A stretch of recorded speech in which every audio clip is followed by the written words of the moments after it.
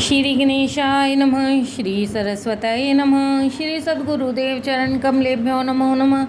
ओम नमो भगवते वासुदेवाय। श्री राधा कृष्णाय नमो नमः। श्री रामचंद्र डोंगरे जी महाराज द्वारा रचित श्रीमद्भागवत रहस्य पुरंजन उपाख्यान। प्राचीन काल में एक पुरंजन नाम का राजा था। उसके एक मित्र था अविज्ञात।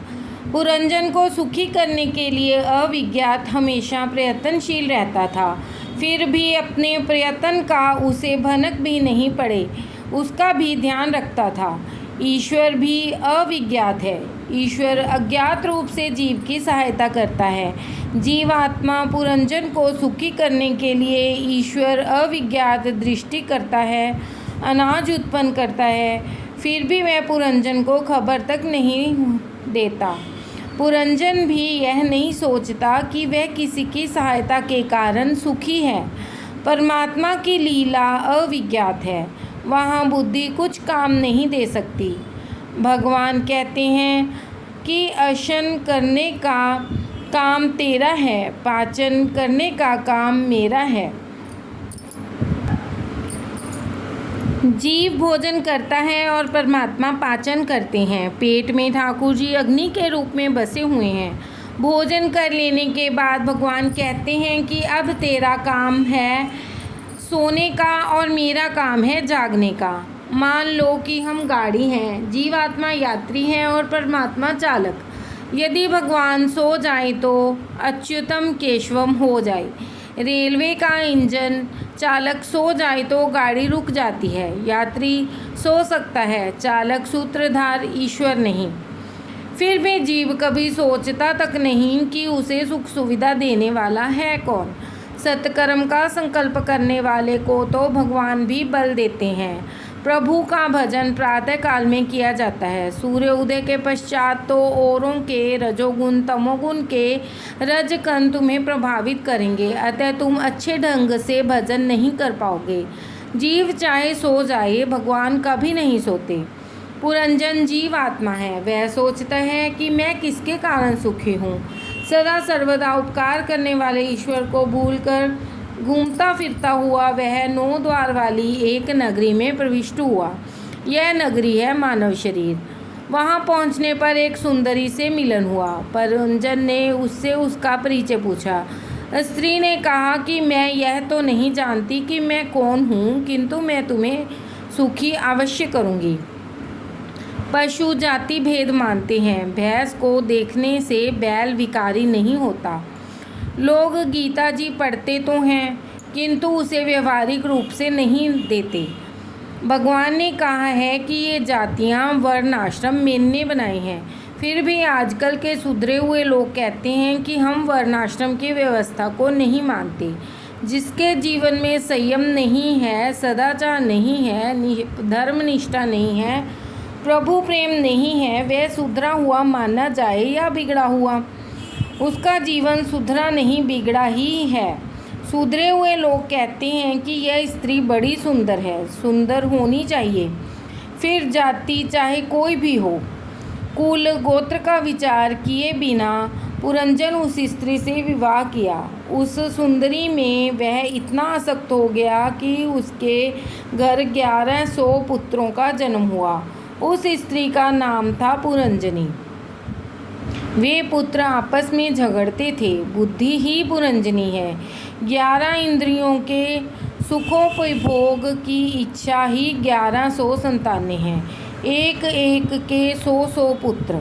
इन पुत्रों के पारस्परिक युद्ध का अर्थ है संकल्प विकल्पों का संघर्ष। एक विचार उत्पन्न हुआ नहीं कि दूसरा उसे दबोचने दौड़ता है। 11 इंद्रियों में यह जीव फंस गया है। पंच प्राण शरीर की रक्षा करते हैं। इंद्रिय सुखोपभोग के संकल्प विकल्प ही 1100 संतानें हैं। संकल्प विकल्प से जीव बंधन में पड़ता है। बुद्धिगत संकल्प विकल्प जीव आत्मा को रुलाते हैं। कई वर्षों तक पुरंजन ने इस प्रकार सुखोपभोग किया। कालदेव मृत्यु की पुत्री जरा के साथ विवाह करने की इच्छा कोई नहीं करता। पुरंजन की अनिच्छा होते हुए भी जरा ने उससे विवाह कर लिया। जो भोगोपभोग का सुख लूटता है उसे जरा से अर्थात वृद्धावस्था से विवाह करना ही पड़ता है। हमेशा याद रखो कि कभी ना कभी वृद्धावस्था तो आएगी ही। जवानी तो जवानी अर्थात यौवन तो जाएगा ही। योगी कभी वृद्धावस्था नहीं पाता। फिर एक रोज मृत्यु का सेवक प्रज्वर आया। प्रज्वर है अंतकाल का ज्वर। स्त्री में अतिशय आसक्त रहने वाले पुरंजन ने अंतकाल में भी स्त्री का चिंतन करते हुए देह त्याग किया। परिणामतः विदर्भ नगरी में उसे कन्या रूप में जन्म लेना पड़ा। स्त्री का चिंतन करने से पुरंजन को स्त्री बनना पड़ा। यह बात पुरुषों को चेतावनी देती है कि वे किसी भी स्त्री का अधिक चिंतन न करें, अन्यथा अगले जन्म में साड़ी पहननी पड़ेगी, किसी भी पत्नी बनना पड़ेगा, संतानें होंगी, कठिनाइयाँ झेलनी पड़ेंगी जिनका विचार मात्र कंपकपी कराने वाला है। पुरंजन पुरुष था किंतु बार बार स्त्रियों का चिंतन करते रहने से उसे अगले जन्म में स्त्री बनना पड़ा। कोई हमेशा के लिए पुरुष या स्त्री नहीं रह सकता। वासना के अनुसार शरीर बदलता रहता है। पुरंजन ने केवल जवानी में ही पाप किया था। बाल्यावस्था और वृद्धावस्था में तो उसने सत्कर्म किया था। उन्हीं के पुण्यों के कारण उसका जन्म एक ब्राह्मण के घर में कन्या रूप में हुआ। विदर्भ देशवासी उस कर्मकांडी ब्राह्मण के घर वह दर्भ के विशेष उपयोग होता था। मर्यादा धर्म का पालन करने पर उसका विवाह द्रविड़ देश के पांड्य राजा के साथ हुआ। कर्म करने से चित्त शुद्धि होने के बाद विवाह हुआ। द्रविड़ देश तो है महारानी भक्ति का नहर। पांड्य राजा अर्थात भक्तपति से विवाह हुआ। कर्म करने से चित्त शुद्धि हो तो भक्ति की जा सकती है। लोग मानते हैं कि भक्ति मार्ग सरल है किंतु यह अतिशय कठिन मार्ग है। मर्यादा धर्म का पालन किए बिना भक्ति का उदय नहीं हो पाता। चित्त की शुद्धि के बिना भक्ति का उदय नहीं होता। अनंत में परमात्मा का अनुभव करने के लिए ज्ञान आवश्यक है। भक्तपति के साथ विवाह होने पर कन्या और 7 पुत्रों का जन्म हुआ। कन्या है कथा श्रवण में सत्संग में रुचि। इस प्रकार भक्ति का जन्म हुआ। 7 पुत्र भक्ति के 7 प्रकार हैं: श्रवण, कीर्तन, स्मरण, पाद सेवन, अर्चन, वंद्य, दास्य अर्थात 7 प्रकार की भक्ति सिद्ध हुई। भगवान के नाम रूप गुण प्रभाव लीलाओं का कान से श्रवण, मुख से कीर्तन और मन से स्मरण करने पर क्रमशः श्रवण, कीर्तन और स्मरण भक्ति सिद्ध होती है। प्रभु की सेवा करने से अर्चन भक्ति सिद्ध होती है। प्रभु की मूर्ति को वंदन करने से वंदन भक्ति सिद्ध होती है। ये 7 प्रकार की भक्ति मनुष्य अपने प्रयत्न से प्राप्त और सिद्ध कर सकता है, किंतु 8वीं सख्य भक्ति और 9वीं आत्मनिवेदन भक्ति प्रभु कृपा से ही प्राप्त और सिद्ध हो सकती है। श्रवणादि 7 प्रकार की भक्ति सिद्ध करने के बाद एक बार पति की मृत्यु के समाचार से दुखी हुई उस कन्या को परमात्मा ने सद्गुरु के रूप में आकर बोध दिया। भक्ति के 7 प्रकार सिद्ध होने पर परमात्मा सख्य का दान करते हैं, आत्मनिवेदन का दान करते हैं। अर्थात जिस मित्र को, जिस अविज्ञात को यह जीव माया के कारण भूल गया है, वही सद्गुरु के रूप में आया। इसका अर्थ यह है कि यह अविज्ञात के रूप में परमात्मा ने वहां आकर ब्रह्म विद्या का उपदेश दिया कि तू मुझे छोड़कर मुझसे दूर हुआ और 9 द्वार वाली नगरी में रहने गया। तब से तू दुखी हो रहा है। तू अपने स्वरूप को पहचान। लौकिक सुख में मनुष्य इतना फंसा हुआ है कि वह अपने आत्म स्वरूप का विचार ही नहीं करता। तत्त्वमस्मि तत्त्वस्मि, तू मेरा मित्र है, मेरा अंश है, मेरा स्वरूप है। तू स्त्री पुरुष रूप नहीं है। तू मेरी ओर देख। पुरंजन प्रभु के सन्मुख हुआ। जीव और ब्रह्म का मिलन हुआ। जीव कृतार्थ हुआ। तू पुरंजन राजा है। तू कई बार स्त्री बना और कई बार पुरुष। फिर भी तुझे तृप्ति नहीं हुई। अब भी जगत में कब तक और कितना भटकना है। परमात्मा का आश्रय लेकर उसका चिंतन करते हुए उसके स्वरूप में लीन होगा तो तू कृतार्थ हो जाएगा। भक्तमाल में अमरदास जी की एक कथा है। एक बार अमरदास जी ने अपनी माता से पूछा, माता मैं तेरे विवाह के समय कहाँ था? तो माता ने कहा, बेटा मेरे विवाह के पश्चात तेरा जन्म हुआ है। तो पुत्र ने कहा, माता तू गलत कहती है, उस समय भी मैं कहीं पर तो था ही। मेरा वह मूल निवास कहाँ है? हमारी यह बुद्धि जानती है कि हमारा मूल निवास स्थान कहाँ है, अतः जीव जगत में भटकता फिरता है। नारद जी ने प्राचीन बहिर राजा को पुरंजन का आख्यान कह सुनाया। विषयों में जीव ऐसा फंसा हुआ है कि वह सोचता तक नहीं कि वह कौन है। फिर परमात्मा को तो पहचान ही कैसे सकेगा? अपने को जो पहचान नहीं पाता वह भगवान को कैसे पहचान सकता है? इस तरह जीवात्मा की कथा सुनकर प्राचीन ब्रही राजा को आनंद हुआ और बोला कि अब मैं कृतार्थ हो गया, अब मैं मात्र यज्ञ नहीं करता रहूँगा। वे अब भगवद चिंतन करते हुए भगवान में लीन हो गए। कथा मनुष्य को उसके दोषों से परिचित कराती है और मुक्त भी कराती है। पूर्व जन्म में प्रारब्ध तो झेलना और ऐसा प्रयत्न करना है कि नया प्रारब्ध उत्पन्न ही न हो। ऐसा पवित्र और सादगी भरा जीवन जियो कि जन्म मृत्यु के चक्कर से मुक्ति प्राप्त हो जाए। आत्मा परमात्मा का अंश है। जीव आत्मा देह से भिन्न है। जीव आत्मा न तो ब्राह्मण है, न तो वैश्य है, न तो पुरुष है और न तो स्त्री। आत्म स्वरूप का ज्ञान हो जाए और देह का विस्मरण हो जाए तो मनुष्य को जीते जी मुक्ति प्राप्त होती है। जगत नहीं है ऐसा बोध अनुभव तो मनुष्य को होता है, किंतु अपने स्वयं के अनस्तित्व का बोध उसे नहीं हो पाता। अहम का विस्मरण नहीं होता। 10,000 वर्षों तक प्रचेताओं ने नारायण सरोवर के किनारे जप किया। तभी उनके समक्ष नारायण प्रकट हुए। जप से मन की शुद्धि होती है। जप के बिना जीवन नहीं सुधरता। रामदास स्वामी के अनुभव से दास बोध में लिखा गया है कि 13 करोड़ जप से ईश्वर के साक्षात दर्शन होते हैं। राधे राधे। स्वामी विद्यारण्य और पर माता गायत्री की कृपा का प्रसंग। जप पूर्व जन्म के पापों को भी जलाता है। जप का फल तत्काल ना मिल पाए तो मानो कि पूर्व जन्म के पाप अभी तक बाकी हैं, जिनका अभी नाश होना है। इस विषय में स्वामी विद्यारण्य का दृष्टांत द्रष्टव्य है।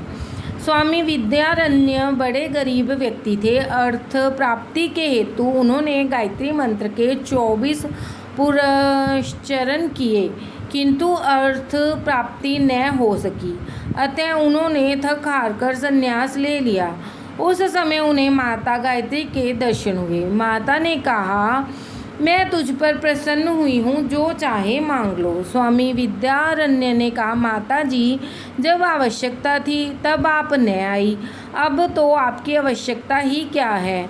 हाँ, इतना बताइए कि उस समय आप क्यों प्रसन्न नहीं हुई?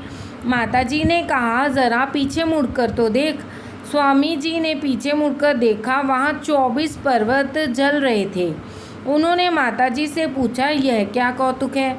गायत्री माता ने कहा कि ये तेरे कई पूर्व जन्मों के पाप हैं, जो तेरी तपश्चर्या से जल रहे हैं। 24 पर्वतों के समान महान तेरे पापों का क्षय होने पर मैं शीघ्र ही आ गई।